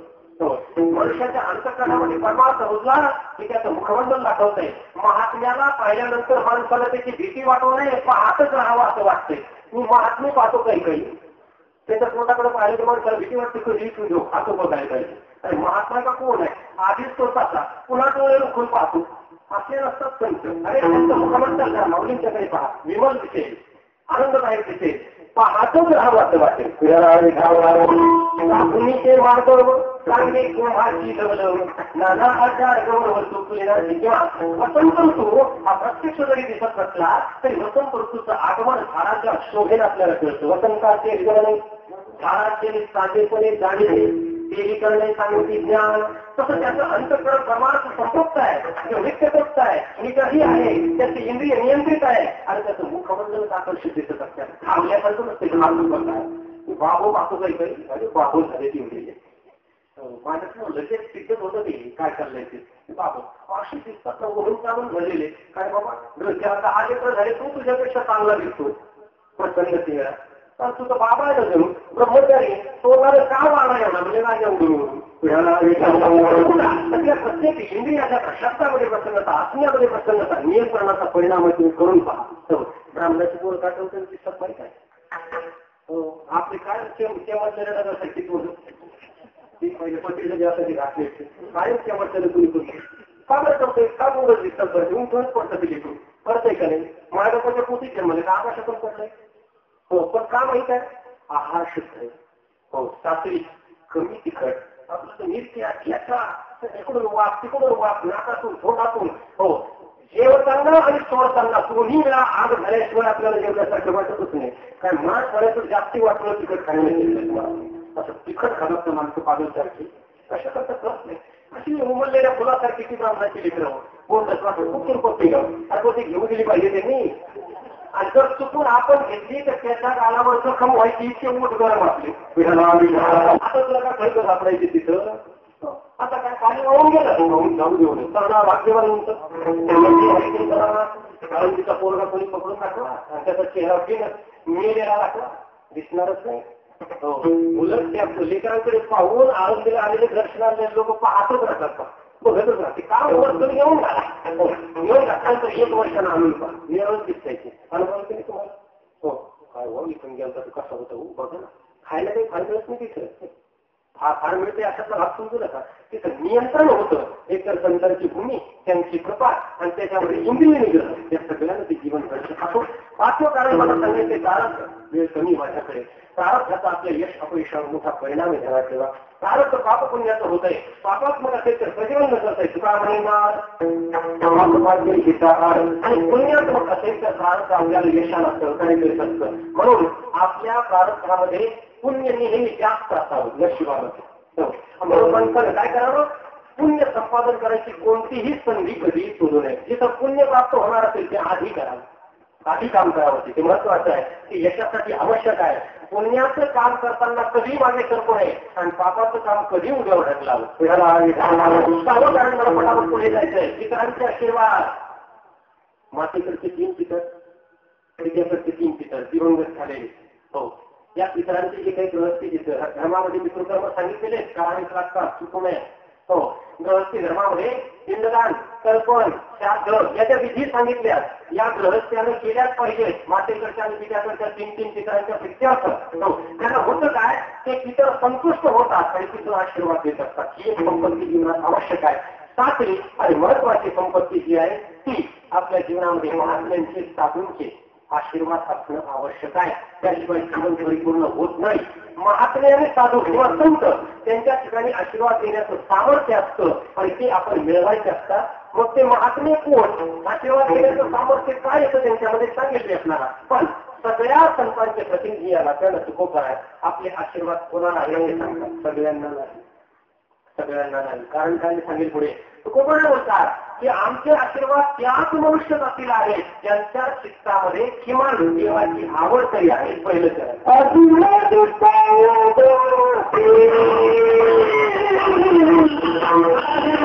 आपण समजतो तशी नाही मनुष्यचा त्याच मनुष्य जातील आमचे आशीर्वाद आहे. तुकोबा म्हणतात त्यांच्या चित्तामध्ये देवाची आवड आहे. राखीव ठेवले सगळ्यांना नाही. आला कोणी ती त्याला हो आला कोणी उमेदवार देत त्याला आला कोणी खासदार मंत्री देत त्याला कोणालाही आशीर्वाद ते देत नाही. आणि ज्यांच्या आशीर्वादात सामर्थ्य असतं ते कोणालाही देत नसतात. ज्यांच्या त्यांना काय ते करायचं आपलं हो सामर्थ्य येत संतांच्या ठिकाणी आशीर्वाद असतं. ते कशामुळे आशीर्वाद कोणाला देता येतात. लोक जगात बोलतात तुमच्या आशीर्वादाला बरं चाललं आम्हाला आशीर्वाद द्या इतकी सोपी गोष्ट नका आपण तो आशीर्वाद देऊ इतक्या सहज होत नाही. ते कोणालाही कोणाला देता येत नसतात. कावळ्याचे सापड ढोर म्हणतो आपण म्हणतो ना मग कावळ्याची सापड ढोर गेल्या काळात बंद होती. तसं कुणाच्या आशीर्वादानं कुणाचं कल्याण होतं आणि कुणाच्या शापाला नुकसान होतं याचं काही दैवी सामर्थ्य त्या पिंडामध्ये असावं लागतं. आशीर्वाद काय आहे ते आधी समजून घ्या. हो कोणाकडे आशीर्वाद मागत होऊ नये. काही उपयोग नाही होत. हो, ते व्यस्त होतं सगळं विनाकारण, कारण तेही सारखं ना कोणी सारखे. आशीर्वाद कशाला म्हणावं? एखाद्या जीवावर एखादा महात्मा मनातून संतुष्ट झाला, प्रसन्न झाला, तर त्याच्या अंतःकरणापासून एक दैवी शक्ती त्याच्या जीवनाकडे वाहते, त्याचं कल्याण करते, त्याला आशीर्वाद म्हणतात. हृदयातून वाहते. तो कुठेही असू द्या महात्मा, कुठेही असू द्या, तर कालाचं बंधन त्याला नाही. आशीर्वादासाठी महात्म्याच्या जवळच गेलं पाहिजे असं नाही. ते जिथे आहे तिथे आपल्याला फक्त प्रसन्न व्हावा लागत असतो. सामर्थ्य कोणामध्ये आहे? एका वाक्यात उत्तर. आशीर्वाद कुणाला देता येतात? ज्याच्या जीवनात तप आहे. बरं, ते तप त्याच्या जीवनात कोणत्या पद्धतीने घडतं सांगतो. कामनेचा त्याग करून ज्यानं भगवंताची भक्ती केलेली आहे, पुन्हा ऐका, ज्याच्या सगळ्या इच्छा संपलेल्या आहेत आणि त्याच्यानंतर त्यानं फक्त देवाची काहीही न मागता भक्ती केलेली आहे, अशा संतांचं देवावर कर्ज होत असतं. त्यांचं देवावर असलेलं कर्ज हेच त्यांच्या आशीर्वादाचं सामर्थ्य. देवाची भक्ती सगळेच करतात, देवावर कर्ज कोणाचं नाही. आपणही करतो, पण आपली इच्छा असते काहीतरी. इच्छेशिवाय कोणी काही करायला तयार नाही. ते आधी इच्छा संपवतात, नंतर भक्तीला सुरुवात करतात. त्याला निष्काम भक्ती असं म्हणतात. आपली इच्छा काम आहे, काहीतरी साठी आपण काहीतरी करतो. हो, पावसाळा आला, पाऊस पडला, भाषामध्ये भारी असते आपली भक्ती. पाऊस पडला असे लोक म्हणतात, पूर्वी म्हणायचे, आता काय म्हणतात काही पेरायला जायचं, त्याला पेरायला नाही म्हणायचे, काळ्याची मोठी भरायची म्हणायची. म्हणायचीच नाही, मी करतच नाही. काळ्याची मोठी भरायची म्हणायची, पेरणी म्हणत नव्हती, काळ्याची मोठी भरायची. म्हणून आगोट असा शब्द आहे, त्याचा आगोट शब्द झाला. आगोट आगोट म्हणतात ना, आगोट तोंडाला. आगोट म्हणजे भूमी आगेनं तप्त झाली असते, तिला शिडकावा पाण्याचा मिळतो, त्यावेळी तिची आग वट भरायची असते, तिची ओटी. आगोट शब्द असा झाला. आगोट काय म्हणत इकडे नाही, मी तर बिहारमध्ये आहे. हो, पावसाळ्याच्या सुरुवातीला आगोट तोंडाला असं म्हणतात. शेतकरी आगोट नाही शब्द इकडे.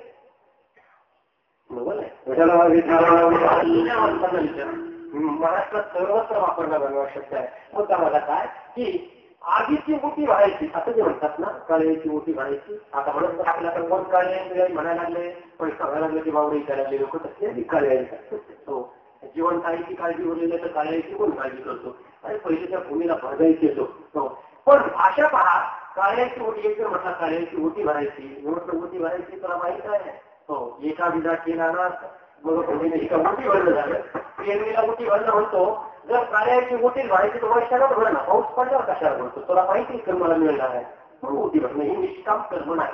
हो, निष्काम कर्म कशाला म्हणतात पहा, मौलींनी सांगितलं पहा. हो, तुळशीची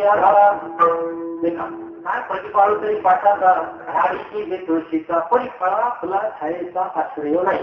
तुळशीला आपण पाणी घालतो, तिचं पालन पोषण करतो, तिला वंदावण करतो, मग तिला फळं लागावं, फुलं लागावं, तिच्या सावली खाली बसता याची मी इच्छा आहेत का? मग कशाला पाणी घालतो? असाधारात तुळस असं नाही.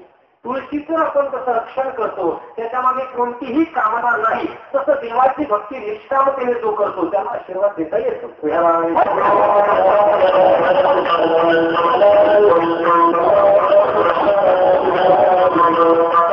कुंडल घालून ठेवला पाहिजे. संपत्ती, स्त्री आणि सत्ता या तिन्हीला वारंवार असावा लागत असतो. आणि वारंवार असला तरच त्याचा संग्रह करावा. नाही तर उगीच भांडला तर घर करून ठेवू नये. ते मोठं तयार करून ठेवले लोकांनी, ते का ते मरून मातीच्यामध्ये मारा माऱ्या भांडण खुलून लावला. काय प्रकार आहे? बाळाची कुठं संपत्ती तेव्हा करायची नाही. म्हणून संत म्हणून शोकात तो वारकरी करत आहे. निष्काम आहे, निष्काम विश्वास, त्यांनाच आशीर्वाद देता येतो.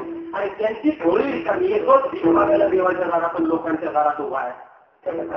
जो काही आपल्याला भाऊ जे आपल्या जवळ आहे ते ज्याच्यासाठी मग सोपं समजून घ्या. हो, आपल्याजवळ काय पैसा, भिकाऱ्याजवळ पण आहे. पैसा कोणाजवळ नाही. जी वस्तू सगळ्याकडे असते ती महत्वाची नसते, जी वस्तू एखाद्याकडेच असते ती महत्वाची असते. वारकरी शिक्षण संस्था ज्यांनी संस्थापित केली, उदाहरण आपलं वैकुंठ वार्षिक लोक महाराज त्यांच्या जीवनाची कथा तुम्हाला सांगून जातो, लक्षात घ्या. त्या संस्थेची आम्ही पिलावर आहोत सगळे, या परंपरेमध्ये आम्ही आहोत. जो महाराजांनी 1917 साली आळंदीमध्ये वारकरी शिक्षण संस्था संस्थापित केली, त्याचे विद्यार्थी सगळे मंडळी. हो, त्या संस्थेच्या स्थापनेनंतर 1918 त्यांना भेटायला एक धनिक व्यापारी आला कुठून तरी आला. हो, की देणारी लोक याला भरपूर आहेत, काही कमतरता नाही कोणाला, खूप आणाय देणाऱ्याचं, कारण घाबरलेली आहे. पाचवी माणसं संपत्ती साधूला देतात, अर्ध पाक त्याला देतात, अर्ध्यात त्याला वाटेकरी करतात आणि ती घडा जाऊन तुम्ही घडा. कारण पाप्याच्या संपत्तीचा संस्करण झाला तरी चांगला साधू सुद्धा मातीत जातो, लक्षात. म्हणून साधू जे बिघडले ना, काळ्या धनामुळे बिघडलेले. तो महाराजांकडे धनिक आला, साधूला कोणाचं काय घ्यावं याच्याबद्दल ज्ञान असतं. तुकोबारांनी सांगितलं, जेवण नाही तरी ते दान, त्याचे धन आदिलाशी. ध्यानात त्याचा जीव गुंतलेला आहे, त्याचं दान सुद्धा घेऊन ते बाधा करीत असते, वासना गुंतलेली असते त्याची. हो, आपण म्हणतो ना कधी कधी की त्याचा अन्न जीव, त्याचं जेवणच उलटत असतं, म्हणतो ना आपण. पाहिलं यांनी मग तरी ज्याला माणसाला जेवण म्हणजे दरवाजा जेवण कोणाचं घ्यायला सांगितलं नाही, त्याचा अन्न खाऊ सुद्धा नाही. खालीवर पाहते वाटतं, देऊ का देऊ का देऊ का टाका ना. हो, मुलाच्या खाण्याला नसतो त्याच्यामध्ये अर्धा कपच्या आधी किंवा नको पाहतो ना. एक तर कप आहे त्याच्यातही अर्धा कप बुडाला, मला चहा घ्या ना. चहा ते आता चहा तिथे पिल्यानंतर 8 दिवस कोणा चहा द्यायची इच्छा होऊ नये माझ्या. असा अपघात झाल्यासारखं, कारण एक ऍक्सिडेंट झाल्याच्या 8 दिवस लागले नाही चालवीत माणूस. तसला प्रकार आहे. जो महाराजांकडे तो धनिकाला लक्षात घ्या. महाराज म्हटलं, महाराज तुमचा हा उपक्रम पाहून मला फार आनंद वाटतो. तुम्ही संस्था चालू केली, विद्यार्थी ते शिकतील आणि मला भगवंताच्या कृपेने महत्व दिलेलं आहे. माझी इच्छा आहे की या संस्थेच्या उत्कर्षात दिसते असं मला तुम्हाला काही काम द्यायचंय. तो बोलत होता अहंकार आहे. जो महाराजांनी त्याच्या नजरेत पाहिलं, हा कामाचा माणूस नाही, महाराजांना लगेच कळलं. तो जो महाराजांना तो म्हटला, महाराज मी तुमच्या संस्थेच्या उत्कर्षासाठी 1 लाख रुपये देतो म्हणे असता रोख. हो, माझे दान स्वीकार करा. जो महाराज त्याच्या तोंडाकडे पाहिलं, म्हटले मला नाही पाहिजे, घेऊन जा. तेव्हा पैशाची गरज होती खरं तर. हो, नाही पाहिजे पैसे, नाही पाहिजे. पैशावाल्याचा जीव पैशात असतो. तुम्ही पैसे नाकारले की त्याला पंता देतो. सगळे अक्कलच त्याच्यात असते, त्याला हे सहनच होत नाही माझे पैसे कसं काय नाकारले. लगेच तो जातीवर आला. हे लागले काय महाराज तुम्हाला 1 लाख रुपये नाकारता म्हणजे काय? अहो तुम्ही महाराष्ट्रावर दिले तर एक मुक्त 1 लाख रुपये दान देणारा तुम्हाला कोणी सापडेल का? 1917ची गोष्ट आहे ही. आजचे 1 लाख नाही, कॅल्क्युलेशन करा, मनी एक्सचेंज किती फरक झाला असेल. हो, 1 लाख ते व्हायचे. तो म्हटला तुम्ही महाराष्ट्रावर दिले तर 1 लाख रुपये देणारा तुम्हाला कोणी सापडेल का? तो मला म्हणे आता कसं जातीवर आला, मला माहित होतं तू आज करताय, तो हे म्हणणार आहे म्हणून मी नाही म्हटलो. आता पुढचं माझं ऐक म्हणे. तू म्हणतो ते खरं आहे, 1 लाख रुपये देणारा मला कोणी सापडणार नाही हे खरं आहे. पण मी तुला सांगतो महाराष्ट्रात काय, तू भारतभर फिर, कोणताही साधू शोध, 1 लाख रुपये नाकारणारा तुला कोणी सापडतो कधी बघ. नाकारणाऱ्या संतांकडून शिकावं. भंडाऱ्याचा एकांत आहे, तुझ्या एकटे बसलेले आहेत, तरुण आहे, राजगंडे आहे, देह मुसमुस्त आहे आणि एक स्त्री स्वतःहून त्यांना आमंत्रित करते, पाहायला कोणी नाही, कोणता काळ नाही, तिथे नाकारले. नाकारण्यात आनंद आहे संतांना. संतांची शक्ती नाकारण्यामुळे स्वीकारणाऱ्याची वाणीला सोप राहिलेलं नसतं. लाचार म्हणजे घेऊन घेऊन तुम्हाला श्लोक सांगू. प्राणीनं कमजत धम दोघाची ग्रहात होत धम कुतो बोधक करो युगे. आशीर्वाद त्याला देता येतात की जो कोणाच्या दूषित अन्नानं वाटलेला नाही, परिग्रह करून ज्याचा हात वाटलेला नाही, नाकारण्यामध्ये जसं जीवन केलं, तोच आशीर्वाद देण्याचं सामर्थ्याचा आहे. आणि तिथूनच मिळत असतात आशीर्वाद. तुम्हाला काही मागितलं नाही, भक्ती तर रात्रंदिवस केली, तरी भक्ती व्यवस्था त्यांचं देवावर करतो. बरोबर आहे. आपण काही घेतलं नाही. तुम्ही सामान्यतः बघा ना, एखादा माणूस आपल्याकडे पैसे न घेता जर काम करीत असला तर त्याचा आपल्यावर कर्ज होतो, तो आपला मालक होतो, त्याचा अधिकार चालतो. काही न घेता काम केलं तर, काही न मागता त्याला जर आपल्याला सहकार्य केलं अधिकार होतो. तसं देवाला काही न मागता ज्यांनी भक्ती केली त्यांना आशीर्वाद देता येतो आणि त्याचाच उपयोग होत असतो. देव काय करतो सांगू का? हो, अशा महात्म्यांनी एखाद्याला जो आशीर्वाद दिला तो सत्य करावा लागतो तो देवाला. कारण यांचं कर्ज तिकडे सरळ हिशोब असा आहे, एखाद्या बँकेत 2 कोटी रुपये डिपॉझिट आहे, एफडी आहे. कसं तरी करा, कोटीची भाषा आपल्याकडे नाही जमायची, लाखात बोलावं लागेल पण बोलू. 2 कोटी एखाद्याच्या बँकेत आहेत, डिपॉझिट पडलेले आहे. त्या बँकेमधून एखाद्या गरीबाला 5 लाख कर्ज घ्यायचंय आणि त्याच्याकडे मॉर्गेज नाही. मॉर्गेज म्हणजे काय? गहाण ठेवायला जमीन नाही, काही नाही, कागदपत्र पूर्ण नाही, त्याला कर्ज तर बँकेकडून घ्यायचंय, त्याची क्षमता नाही, त्याची पात्रता नाही. अशा वेळी तो जर त्या 2 कोटी डिपॉझिट वाल्याकडे गेला आणि त्याला म्हटलं तू ती सही करावर गॅरंटर म्हणून, आणि त्याची सही जर घेतली त्यानं गॅरंटर म्हणून आणि अर्धवट कागद घेऊन जरी बँकेत गेला, बँक त्याला कर्ज देईल करायचं ना?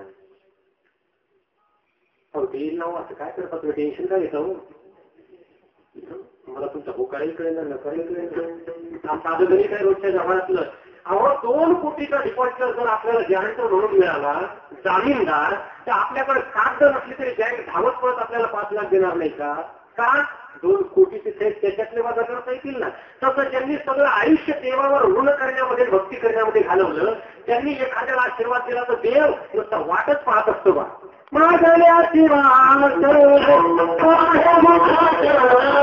एखाद्याच्या कल्याणाचा नुसता संकल्प त्यांनी जरी केला तरी तो फळतो पा. केल्याकडे मनोरथ नाथांचे पूर्वपुरुष संत भानुदास महाराजांच्या संदर्भात सांगितलं जाते. पंढरीची वारी करायची, आळंदजवळ एक गाव होतं, त्या गावी नियमानं थांबायचं ठिकाण होतं. हो, आणि त्या गावी ज्या घरी ते नेहमी थांबायचे त्या घरी एका महिन्यात ते वारीला जात असताना दुर्घटना घडली आणि त्यामुळे दाम्पत्याचा एकुलता एक मुलगा वारला. नागपूर काय भानुदास महाराज नेहमीच थांबायचे. ही श्रेष्ठांच्या मुखातून ऐकलेली कथा. नेहमी त्या घरी थांबायचे मुक्कामी. पण घरातली सगळी माणसं माहीत होते भानुदास महाराज वारीला चाललेले, तिथे थांबले. घरात दुःख होतं, पण जुने माणसं आपलं दुःख दाबून धरायचे, आलेल्या अतिथीला कळू देत नव्हते. हो, त्या घरातल्या मौलीनं कारभारीनं समजू दिलं नाही, एकुलता एक मुलगा गेलाय. हो, ते थांबले, स्नान केलं, त्यांनी त्यांची पूजा केली, भोजनाची वेळ झाली. हो, भानुदास महाराजांना जेवायला बोलवलं त्या उभे दाम्पत्यांनी, त्या पती-पत्नींनी. पानं वाढली गेली आणि नेहमीप्रमाणे ते तुमचे पोरग बाजूला खेळायचे ते भानुदास महाराजांना काही दिसलं नाही. भानुदास महाराजांनी विचारलं, का तुमचा पोरगा कुठे येतो? हो, मला पूजा सुद्धा करू देत नाही, माझा ग्रंथ ओढतो, पुस्तक ओढतो, आता काही दिसत नाही. निष्काम सेवा आहे भानुदास महाराजांची. आता बाहेर गेला म्हणून सांगितलं त्या माऊलीला, पण तिला हुंदका आवडला नाही. हो, बाहेर गेला म्हणून तिने मोठ्यानं रडायला सुरुवात केली. भानुदास महाराजांना काय समजायचं ते समजलं. आता ती जोर जोराने ती माता रडू लागली. भानुदास महाराजांनी तिच्या डोक्यावर हात ठेवला, बाई दुःख करू नको, दुःख करू नको, आपलं भगवंताच्या मनात परत येईल, त्याचं काय सांगावं. इतका शब्द सुटला एवढाच. हो, आणि एवढ्या एका शब्दामुळं पांडुरंगाच्यावर असलेलं अनंत जन्माचं ऋण, त्या ऋणाचं उत्तीर्ण होण्यासाठी पांडुरंगानं थोड्याच वेळात तिचा तो मुलगा समोर आणून दाखवला. ज्येष्ठांच्या जीवनातली कथा. अशा लाईकीचा असला तर कृपा होत असते. तुम्ही आम्हाला विचारा, आम्ही मनात जे संकल्प धरले ना, सामान्य असतील ते सामान्य. हो, कधी काळी आमच्या मनात ज्या ज्या इच्छा असायच्या सहज पूर्ण केल्या. आमची लायकी नसून सुद्धा आम्ही कबूल करतो. आमच्या मायबाप संतांनी आमची पात्रता नाही, कोण म्हणेल आपली पात्रता आहे, कोण म्हणेल. आज मी किंवा अनेक आमचे जेवढे कीर्तनकार आहेत किंवा जेवढे वारकरी संप्रदायिक आहे, पात्रता नाही, पण जसं लहान लेकराला खेळ खेळायला द्यावा त्याची पात्रता नसताना तशी खेळ खेळायला माऊलींनी आणि तुकोबारांनी आम्हाला उपलब्ध करून दिले. संतांच्या कृपेत आपल्याला काय अदमात कळणार आहे. आणि ज्यांना संत माहीत नाही असे महात्मे आपल्या श्रद्धेचा विषय याचंही मला नवल वाटतंय.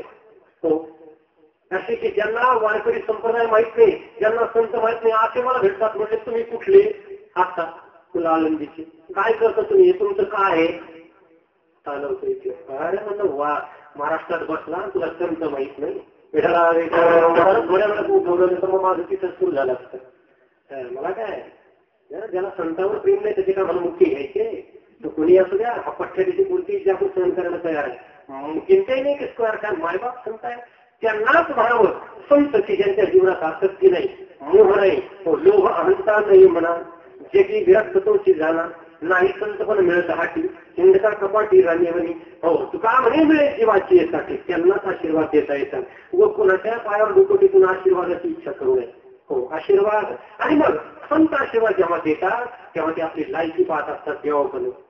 नाही तर नालायकाला आशीर्वाद दिला तर काय उपयोग होतो त्याचा? गाढवानी शेत खाल्लं पापना पुण्य म्हणतात ना. तेव्हा वाळूत टिंबो टिंबो टिंबो, वाळूत टिंबो टिंबो टिंबो टिंबो, हे तरी माहिती आहे की नाही? जिथे आपल्याला निष्कामता दिसते, प्रखर वैराग्य दिसतंय, आसक्ती कोणती दिसत नाही. साधून पाधून फरकच काय, जे आपल्याला लागतं ते त्याला लागत असेल तर त्याच्यात आपल्याला काय बदल उरला. तिथं आसक्त नाही, तिथं आशीर्वाद मिळत असतात. लक्षात तिथंच मिळतात ते संतांच्या ठिकाणी. आणि म्हणून त्यांचे आशीर्वाद ते कोणालाही देत नाही. चुकीच्या माणसाला आशीर्वादाचं फळ मिळालं तर तो आधीच मूर्ख होत असतो. आशीर्वाद मिळाले. संतांनी आशीर्वाद राखीव का ठेवले? चांगल्याच माणसासाठी का ठेवले? वाईटाला जर आशीर्वाद वरदान मिळालं तर काय होतं? 2 देवाने केलेले काम, ब्रह्मदेव शंकर. या दोन्हींनी इतका गोंधळ घातला आशीर्वाद देऊन वरदान देऊन, तेवढा कोणत्या देवाने घातलेला नाही. ते म्हणाल तुम्ही त्यांची शत्रू आहे का? नाही, तुम्ही चिंतन करा. सगळ्या राक्षसांना वरदान देणारे कोण? आहेत का नाही? हे 2च.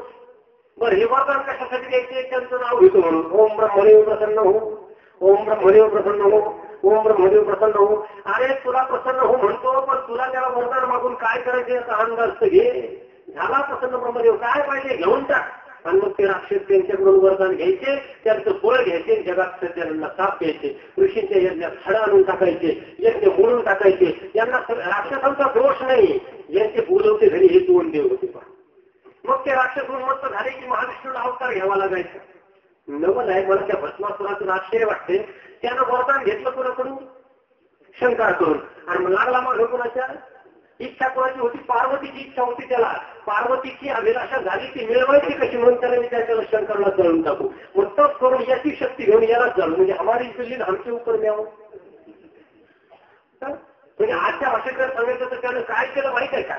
शंकराचा मोबाईल सोडला, पार्वतीला मिसकॉल मारला. सगळ्या राक्षसांना वरदान या दोन देवांनी दिलेले असतात, ब्रह्मदेव आणि शंकर.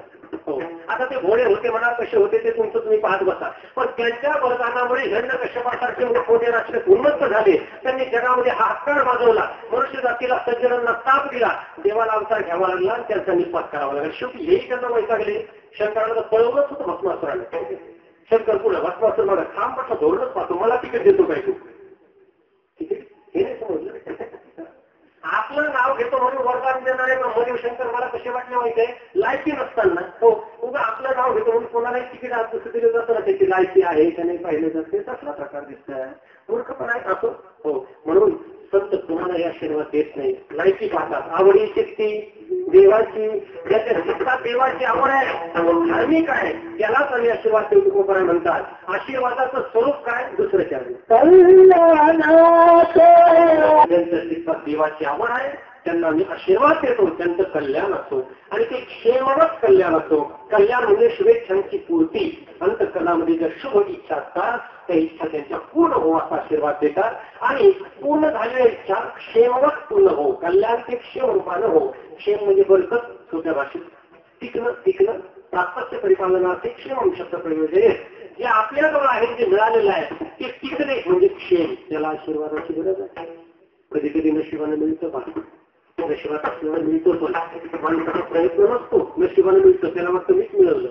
हो, पण जर त्याला आशीर्वादाचं बळ नसलं ना, टिकत नाही. ते हातातून कधी उडून जाईल सांगता येत नाही. नशिबाने प्राप्त होतं कधी कधी, बऱ्याच जणांना होत आहे, आपल्याकडे सोडून द्या. पण पुण्याच्या पलीकडच्या परिसरामध्ये लोकांची अशी परिस्थिती आहे, आज तुम्हाला सांगतो. एखाद्या वर्षी बोललो कदाचित की त्यांच्याकडे खडकाळ जमिनी, आपल्यासारख्या काळीच्या जमिनी नाही, खडकच विटीवरच खडक केलेली, त्याला उपल्या जमिनी म्हणतात. काही त्यात पिकत नव्हतं भाताशिवाय. काही काही ठिकाणी भातही नाही. इतकी वाईट परिस्थिती होती जुन्या काळामध्ये. त्यांच्या 7-8 पिढ्या मागच्या त्रासात गेल्या. अचानक या 2 पिढ्यांचं काय नशीब फलफळ तुम्हाला सांगतो. जिथं कुसळ उगत नव्हती त्या जमिनीची किंमत 5-5 कोटी रुपये एकर झाली. किती? 5-5 कोटी रुपये एकर. घरात चांगला आणा. एका एकरचे 5-5 कोटी. एका एका धन्याकडे 7-7 कोटी रुपये बँकेत पडलेले. आणि माणसं तर इतके सामान्य म्हणाल. माळकरी विशेष आहे. माळकरी घराणे, भले मोठे बंगले, पण नम्रता पाहिजे तेवढी. हो, धनानं माणूस नम्रच होतो बा. थोडं असलं ना, आपल्याकडे म्हणे जो घेतो तो डुलारतो. एकाकडे एखादी शेळी असली तर ते इतकं मकडत ना, त्याला तिच्या गळ्यात घुंगरू बांधीन, तिच्या शिंगाला हिंगुळच देईन, तिच्या पायाला काळा दोराच बांधीन. दोन जगात शेळ्या नाही दुसऱ्या पायाला. तिच्या कासाला झाकूनच टाकीन. लोकांना कास मोठी दिसती. एकच आहे ना. ज्याच्याकडे खांड असताना त्याचं लक्ष नसतं. खांड म्हणजे 40-50 शेळ्या, पण जो घेतो तो डुलारचं म्हणतात. तशी गोष्ट आहे. एक गोर असली की त्याचा हातान धरून चारायला नाही. इकडे तिकडे पहिले लोकांच्या कापसाच्या डोळ्यात त्याला खाऊ घालीन. लोकांच्या पिकात चालेल. एकच आनंदी बैल आहे. म्हणजे मुद्दा काय आहे, ज्याच्याकडे भरपूर असताना जाते आणि सहज हिशोब आहे. या झाडाला जास्त फळ लागतात ते झाडाचं चुकतं आपोआप नम्र होतं. म्हणून श्रीमंत माणसं बऱ्यापैकी नम्र असतात. आणि आजच श्रीमंत लागतो आणि 1 रुपये वाढवण्यावाले जादा काही जास्त बसमध्ये तुम्हाला अनुभव असेल का? बसमध्ये पूर्ण तिकीट काढणारी प्रवासी नीट गपचूप चालत असतात, पण सवलतीवाले स्वातंत्र्य सैनिक अर्ध्या तिकिटामध्ये इतका रुबाब करतात ना, वय झालं जास्त काही बोलता येत नाही. पलीकडे सरकार आम्हाला ते अर्ध्या तिकिटावाली, एक तर अर्ध तिकीट त्याच्यात रुबाब मोठा. हे अनुभव आहे सगळे. तसा प्रकार आहे तो. तर मला सांगायचं काय की तिकडे इतकं द्रव्य त्या लोकांना झालंय, त्यांनी काही प्रयत्न केले का? काहीच नाही. नशीब फळफळलं पहा. नशिबानं मिळतं. पण त्यांना माहित आहे मिळेलं टिकण्यासाठी संतांचे आशीर्वाद पाहिजे. म्हणून ज्ञानोपाय तुकोपाय सोडून त्यांना कुणीही बसवू शकत नाही, हे वैशिष्ट्य त्या भागात. हो, म्हणून तिकडे हे असलं आपल्या इकडचं सारखं जसं जसं खाली लावत तसं पारमार्थिक चारित्र्य दिसतंय. तिकडे आपले सापडतच नाही तुम्हाला काही, अजिबात नाही. ज्ञानोपाय तुकोपायचं सोडून कुणाच्या नादी ती लोक लागतच नाही. त्यांना माहिती आहे आशीर्वादाचं सामर्थ्य इथे कल्याणची असो हे दिसतं. ते संतांचे आशीर्वाद नसले मोठ्या मोठ्या संपत्त्या लयाला गेल्या. पण संतांच्या आशीर्वादाचे अभाव असल्यामुळे नहुशाचं स्वर्गपद गेलेली कथा तुम्हाला माहित असेल. मला एवढं मोठं सांगायचं नाही. नहुश राजा 100 युद्ध केले, स्वर्गाची गाठी जिंकली, उन्मत्त झाला. पदावर गेल्यावर माणूस माझा नसतो, कुणाचा दोष नाही त्याच्यामध्ये. उन्मत्त झाला, शकीला भेटायला निघाला. शकी कोण? इंद्राची धर्मपत्नी. हो, तो म्हटला आता मी इंद्र झालो, तू माझी पदसिद्ध पत्नी झाली. पदसिद्ध पत्नी. हो, आता मी इंद्र झालो. नहुष तिला निरोप पाठवला की शकी, हो तू माझी पत्नी आहेस, आता मी गाठी जिंकलेली आहे, मला तुला भेटायला यायचं आहे, माझ्या स्वागताची तयारी कर. ती पतिव्रता विचार. तिला प्रश्न पडला कसं काय करावं. आता हा एक नवा आला उपटसून, त्या इंद्राच्या गादीवर बसायला कुणीही जायचं उपटसून, कोणी त्याच्याशी युद्ध करायचं, कोणता राक्षसची गादी जिंकायचा. मोठी पंचायतीचंच काम होतं ते. त्याचा अभ्यास केला पाहिजे नीतिशास्त्राच्या दृष्टीनं. असो तर नहुशानं निरोप पाठवला. त्या शेतीला काळजी पडली. ती म्हटली काय, गर्विष्ठ माणसाला कसं आहे, खुन्नस दिली की त्याच्यावर जास्त पेटत असेल, चूक करीत असते. गर्विष्ठ माणसाचे एक ब्रेक असतं त्याचं. जो उन्मत्त झाला त्याला खुन्नस द्यायची. तर म्हणजे काय लागे, तू काय करतो. हो, 4-5 जण बसले, एखादे कोण तुम्हाला चहा प्यायचं असलं काय जे करायचं. तुझी काय चालत आहे, तू का चहा पाच जावं.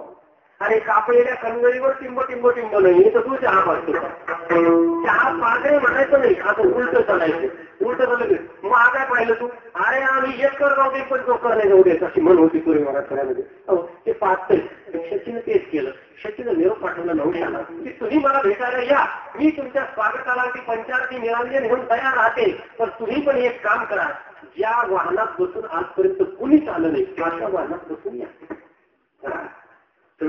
त्याला त्याने आव्हानच केलं. त्याच्या बुद्धीच्या हाताची तिने दिवाळीच काढली. तो निरोप आला आणि पत्नीनं सांगितलेलं माणूस काहीच नाही, तर ही होणारी पत्नी आहे, पुन्हा इंद्राची बायको म्हणजे मी तर काही करू शकतो. तिनं वाहन सांगितलं, त्याला विचार केला. ऐरावतावर अनेक जण बसून गेले, उच्च सेवा घोड्यावर बसून गेले, पालखी नेण्यात बरेच गेले, आपण जावं तरी कसं, पुष्पक विमानात पण बरेच जण बसले, नवं वाहन कोणतं निवडावं म्हणून त्याला बुद्धी लावली. विनाशिकाने ही बळीचं बुद्धी. त्याला माहिती आहे बसला पालखीतच, तर तो म्हणजे पालखी वाहायला नेहमी ते ड्रायव्हर किंवा ते घोडी नाही लावायची. हो, पालखी त्याला कुणाला व्हायला लागली माहित आहे, सप्त ऋषींना. की ज्या ऋषींचा सामर्थ्याचा अंदाज त्याला होता, त्याला ऋषींना बोलावता. उचला पालखी मी राजा, उचला पालखी. ऋषींना म्हटलं जाऊ द्या, जाऊ द्या होणार, 100 घेतल्या तर कोणी घेऊन होणार, जाऊ त्या उचलू. खरं तर त्यांच्या असली एवढं मोठं सामर्थ्य का म्हणे, हे तो आशीर्वाद आहे कोणी जाईल तो छडी नरकाळ्याची. ऋषींनी पालखी उचलली. आता पालखी वाहायचा ज्यांना अनुभव नाही त्यांना ती कशी वाहता येईल ना. पालखी वाहण्याविषयी रिटर्न मध्ये चालावं लागते. का कावड पाण्याची जर पाहिजे असते कोणी तर आठवत असेल तुम्हाला, पाण्याची कावड घेऊन चालताना विशिष्ट पद्धतीने पावलं उचलावी लागतात. तर ती कावड खाण्यावर असेल तर पडते, दोन डबेची. हो, जमत नाही तसं. आता कावडी नाही बोलल्या पण तुम्ही असायच्या तसं पालखीच आहे. पालखी घेऊन चालताना ऋषींचे पायात पाय पडायला लागले. आता ते ऋषी मुनी विचारे, त्यांना तिथे अनुभव नाही. तो आठ ढोबा करायला लागतो. चला लवकर लवकर, मला शक्तीला भेटायची गडबड झाली आहे. हो, मी इंद्रपद मिळवलं आहे, माझ्या स्वागतासाठी ती तिष्ठ तू घेत आहे. लवकर निघा, लवकर चला, लवकर लवकर निघा. काय तुम्हाला खाऊ मारले किंवा काही बोलायला लागलं तर उन्मत्त माणसाचं काय. ऋषींना क्रोध अनावर झाला. त्यांनी फार वेळ सहन केलं. हो, तो म्हणायचा सर्प म्हणजे लवकर लवकर चला, सरपट नाही असं त्यावर शब्द निघाला. संस्कृतमध्ये सर्प शब्दाचा अर्थ आहे जलद गतीने चालणे. सर्प म्हणजे जसं हुंके शब्दाचा अर्थ आहे सोड सोड मोकळं कर, तसं सर्प शब्दाचा अर्थ जलद चाला. तो सर्प सर्प म्हणू लागला.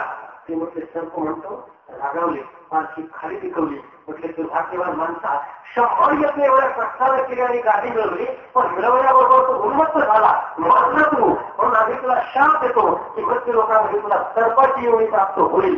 त्या क्षणी कार्यक्रम झटकात त्याचं पदही केलं आणि तो सर्प एवढीला प्राप्त झाला. मी न होईल राज्याची कथा आपल्याला सांगितली. संतांच्या शापाचा परिणाम आशीर्वादाचं सामर्थ्य असतं. तर गोष्ट टिकत असते. कल्याणी असो, क्षेम वाढो प्रेम आगळे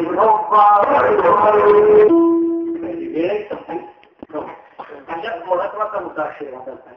आणि ते देता येतात फक्त निष्काम कर्मयोगी संतांना. काही सुधारणा नेऊन त्याच्यात सामर्थ्य आहे. पण अशा संतांचे आशीर्वाद संपादन करण्यासाठी प्रयत्न करावा. देव प्रिय करणार आहे. आपलं अंतःकरण देवासाठी प्रिय करावं. भगवंताची भक्ती आणि सत्वगुण वाढवावा. आपण संत आशीर्वाद देतात. तुमची श्रद्धा बरोबर पाहिजे. संत कोण पुन्हा पुन्हा सांगायला लावू नका. त्यांची कामना संपलेली आहे, त्यांच्या इच्छा संपलेल्या आहेत, त्यांच्या वासना संपलेल्या आहेत. कोणत्याही गोष्टीमध्ये त्यांचा जीव गुंतत नाही. त्यांना म्हणाल संत कोणा तेवढ्या मारू, पद मिळायसाठी झटतो, वावर घ्यायला झटतो, गाडीसाठी धडपडतो, जीव जातो गाडी नसली तर. प्रश्न निवांत आकाश मंड पृथ्वी असेल संत नाही. आसक्ती नसली पाहिजे कुठे कशीच. उलट विचारून निघाला पाहिजे तो. अरे राम काय परमेश्वरा तुच्छ मालिकी सर्वदा. परमेश्वरी पदाला जे तुच्छ म्हणतात. परमेश्वरी पद म्हणजे ब्रह्मदेवाचं पद. ब्रह्मदेवाचं पद ही जे नाकारतात त्यांना संत म्हणा. आपल्यावधी धन जे नाकारतात त्यांना संत म्हणा. हा हे पुढच्या गाडीवर बसायसाठी जीव त्याचा कुठं ते संत नाहीत ना. त्याचा जीव गुंतला. मग तो लोक मोठा अवघड आहे. काम आणि क्रोध हे दोन विकार जगाची जिंकता येतील, पण लोक मात घ्यायला जिंकता येत नाही. मग ते नाथ स्त्री देशात गेले. एवढा व्यस्त महात्मा नाथपंथी जोडी इतक्या व्यस्त कोणी असतो का? पण तिथेही त्यांना कोण याची विचारायचा मोह झाला होता. त्यांनी आणलीच थोडीच नको. कारण टीव्हीवर मी डिस्कवरीवर कार्यक्रम पाहिला. नागा साधू असे नागा अंगावर त्याचे कपडे नाही, पण त्याच्याकडे स्प्लेंडर मोटरसायकल ती राखीत होती. त्याला विचारलं की आपके पास तो कुछ नहीं रहता. बोले कुछ नहीं है, ये तो मेरे प्राण से प्रिय है. प्राणों से प्रिय का पटपटी होता है तो नाही चालत. इथे संत वारकरी संतांवर नितांत श्रद्धा यासाठीच लोक ठेवतात. तिथे विरक्त आहेत, निर्वासन झालेले चित्त आहे. तिथेच आशीर्वादाची वरंग संपदा आहे. आणि ते देतात त्यांना त्यांच्या चित्ताने देवाची आवड आहे. तुकोबाई म्हणतात आम्ही त्यांना आशीर्वाद देऊ ज्यांच्या चित्तात देवाची आवड आहे, त्यांचं कल्याण असो, त्याच्यासाठी आमची श्रद्धा ती गरजेचं आहे. आणि आशीर्वाद द्यायला तो साधू पुढेच असावा लागतो असं नाही. त्यांच्या आशीर्वादात एवढं बळ आहे की ते ब्रह्मांडामध्ये कुठल्याही जीवाला कधीही कुठेही आशीर्वाद देऊ शकतात. कुठेही ते ब्रह्मरूप संत आहेत, कणात व्याप्त आहेत. फक्त आपली श्रद्धा तेवढी बळकट पाहिजे. आपल्याकडे जर श्रद्धा असेल आशीर्वाद आपल्यासाठी. तुकोबाई म्हणतात भक्तीचं धन त्यांच्या गाठीशी आहे. भगवान पांडुरंगाची भक्ती करून ज्यांनी ते धन मिळवलं त्या नमन जीवाची भक्तिभागी घातली धन त्या नमन जीवाची. आणि हरिदासावर देवाच्या भक्तावर त्यांचं किती प्रेम आहे हे शेवटच्या चरणात ते सांगतात की जिथं तिथं माझ्या पांडुरंगाचे दाम आणि भक्त आहे तिथे तिथे माझा जीव गुंतलेला आहे. शेवटचं चरण